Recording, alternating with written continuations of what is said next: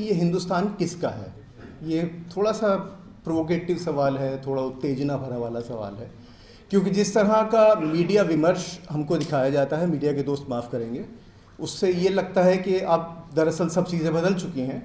लेकिन पिछले 10 सालों में होने वाले हर एक सर्वेक्षण में हमने ये पाया कि 90 से 95% भारत की आबादी, जो हमने सर्वेक्षण भी जिन लोगों के साथ किया, वो ये मानती है कि भारत सबका है। महात्मा बुद्ध से लेकर महात्मा गांधी ने हमेशा ये कहा, चुप रहो।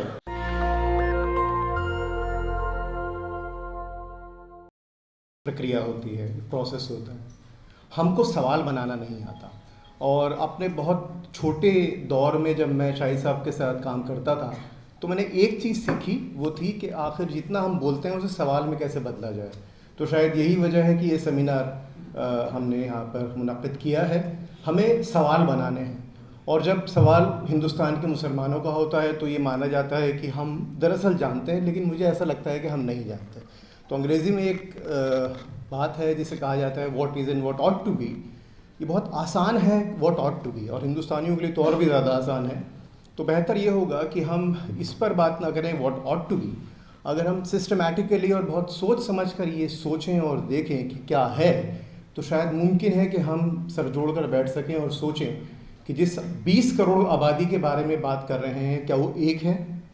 क्या उसमें क्लास, कास्ट, जेंडर के इश्यूज़ नहीं हैं? क्या वो एक ही रीजन में रहती है? हम जब इतनी बड़ी तादाद के बारे में बात करें तो उसकी डाइवर्सिटी, उसकी विविधताओं को देखना बड़ा ज़रूरी है।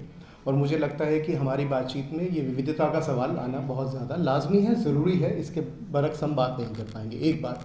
दूसरी बात ये कि जिस तरह से इस सवाल का जवाब हमें दिया जा रहा है, उसमें एक जवाब है जो बहुत ज़्यादा ऑफिशियल है, यानी सब चंगासी, बिल्कुल सब ठीक है। और दूसरा जवाब रोने पीटने का है कि जब भी मुसलमान की बात होती है तो हम रोना धाड़ना शुरू कर देते हैं, ये नहीं है, वो नहीं है। जो वास्तविकता है, जो रियलिटी है, वो इसके बीच में है। और मुझे उम्मीद है कि इस रियलिटी तक हम पहुंचने की कोशिश करेंगे इस सेमिनार के ज़रिए। पर तो यही है। एक और चीज़, मैं सिर्फ ये 2 पर्सपेक्टिव हैं जिससे देखा जाता है। और तीसरा पर्सपेक्टिव जो कि ज़्यादा इन विविधताओं को स्टेट वाइज हम कैसे देखते हैं, मुसलमानों को, उनको उनके कास्ट या उनके इकोनॉमिक पिछड़ेपन के तौर पे हम कैसे देखते हैं, इसके बारे में हमारी समझ बहुत ख़राब है, बहुत लिमिटेड है। तो मुझे लगता है कि उस पर कुछ और बात होनी चाहिए। एक छोटा सा काम अभी हम लोगों ने किया है। मेरा ताल्लुक़ CSDS से है, centre for the study of developing societies. हम लोग सर्वे करते हैं। मैं और एक बात बता दूं कि सर्वे जो है वो फाइनल ट्रूथ नहीं होता है। सर्वे एक चीज़ को जानने की कोशिश होती है। और पिछले तकरीबन 10 साल के सर्वेज़ की अगर हम बात करें, तो एक सवाल हम हिंदुस्तान में, और हमारा जो सैंपल साइज़ होता है वो तकरीबन 30,000 के आसपास होता है, और एक सवाल हम अक्सर पूछते हैं, और वो ये सवाल होता है कि ये हिंदुस्तान किसका है? ये थोड़ा सा प्रोवोकेटिव सवाल है, थोड़ा उत्तेजना भरा वाला सवाल है, क्योंकि जिस तरह का मीडिया विमर्श हमको दिखाया जाता है, मीडिया के दोस्त माफ़ करेंगे, उससे ये लगता है कि अब दरअसल सब चीज़ें बदल चुकी हैं। लेकिन पिछले 10 सालों में होने वाले हर एक सर्वेक्षण में हमने ये पाया कि 90 से 95% भारत की आबादी, जो हमने सर्वेक्षण भी जिन लोगों के साथ किया, वो ये मानती है कि भारत सबका है। भारत सिर्फ हिंदुओं का नहीं है। एक बात। और दूसरी बात ये, और अगर आप कहें कि भाई ये तो CSDS का सर्वेक्षण है, लेकिन अगर आप चाहें तो इसको और भी जाकर देख सकते हैं।